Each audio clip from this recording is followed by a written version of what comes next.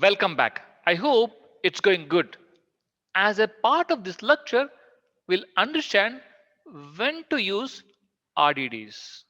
One of the very important thing is you should never ever encourage to create the RDDs manually until and unless you have a very specific reason in doing so. So we shouldn't attempt to create the RDDs until you have a specific reason to do so. Because we know that RDDs are much lower level APIs. They do provide a lot of power, but they lack optimizations.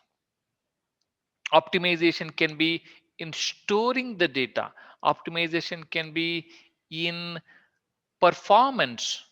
They do lack optimizations as compared to the structured APIs. So use the RDDs when you have a very specific reason to do so. What are those reasons?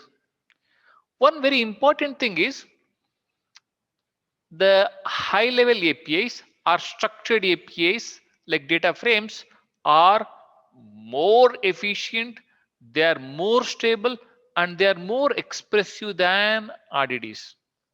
So we need to use the data frames in most of the cases. But again, when we are saying again and again that we need to use the data frames in most of the cases, when do we really need to use the RDDs? Whenever you want a fine grained control over the physical distribution of the data, means where do you want to distribute the data and in which of the executors you want to distribute the data. Whenever you want to have a fine grained control over where you want to physically place the data, that is when you should be going for a RDD. And one more very important aspect is whenever you want to go for a partitioning. Partitioner is the probably one of the reason you might want to use the RDDs, because custom partitioning is not available as a part of the high level APIs or structured APIs like data frames. So whenever you want to go for a custom partitioning, better use the RDDs, because when you go for a custom partitioning, you will be able to improve the performance significantly. And also you can bring the stability in the improvements if you use it correctly. All in all, do not use the RDDs until unless you have a specific reason to do so.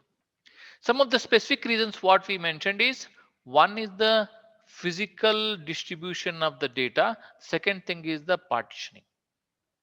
In only those cases, please go ahead and use the RDDs. Otherwise, do not use the RDDs. That is the reason, again, I'm reiterating, as a part of this whole course, we have spent lot of time in the data frames. We are spending less time in RDD as compared to the data frames. Thank you. You have a wonderful time.